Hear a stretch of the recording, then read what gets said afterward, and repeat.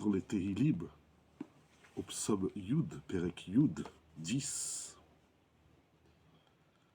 verset 3, dit David Habeler, Ki Hillel Racha al Ta'avat Nafsho. Le Racha, l'impie, se vante de son désir profond. Lorsqu'il a des ta'avot, il n'a pas honte de les raconter, il est fier de ses ta'avot. Mais ce qui est incroyable, c'est que le mot Hillel, qui veut dire louer, vanter, est le nom d'un grand maître de la Mishnah, de la Torah orale, Hillel Hazaken, qui a marqué l'étude de la Torah orale par son école Beth Hillel. Comment se fait-il que le nom de Hillel, qui veut dire certes dans son sens littéral, c'est-à-dire louer, vanter, mais pourquoi on emploie le nom de Hillel pour nous dire que le rachat se vante de ses désirs?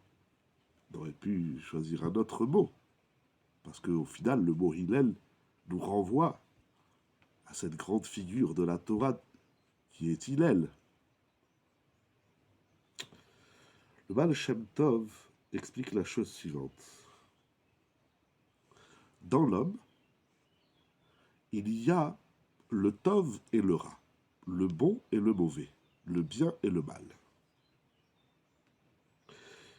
L'homme est composé de Tov et de Ra. Le travail de l'homme est de trier, de nettoyer le Tov et de prendre le bien et de laisser le Ra. Qu'est-ce qu'on fait avec le Ra? C'est un autre sujet. Il y a plusieurs écoles de pensée. Qu'est-ce qu'on fait avec le Ra?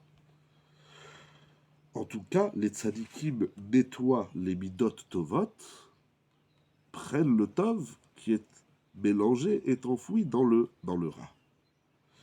Une fois qu'ils ont découvert le Tov, ils se collent au Tov. Le Racha, quant à lui, il prend le Ra du Tov. Qu'est-ce que ça veut dire? Ça veut dire que même ce qui est Tov, ce qui est bon, il va l'utiliser à mauvais escient. Un exemple, c'est Hillel, c'est-à-dire Hillel, comme nous dit le Talmud au traité Shabbat, est marqué par la qualité, la mida de la hanava, de l'humilité. La Gemara nous dit qu'il faut être anvetan, modeste comme Hillel. Le rachat va prendre la mida de la hanava, de la modestie, de la achna'a, de la soumission, pour aller vers ses ta'avot, pour se laisser guider par ses désirs. Dans l'humilité, il y a un côté de soumission, et le rachat se laisse soumettre à ses ta'avot. Donc il va prendre la bonne mida pour nourrir ses désirs, et il pense même qu'il se comporte comme Hillel. Il dit voilà, Hillel aussi, il était modeste.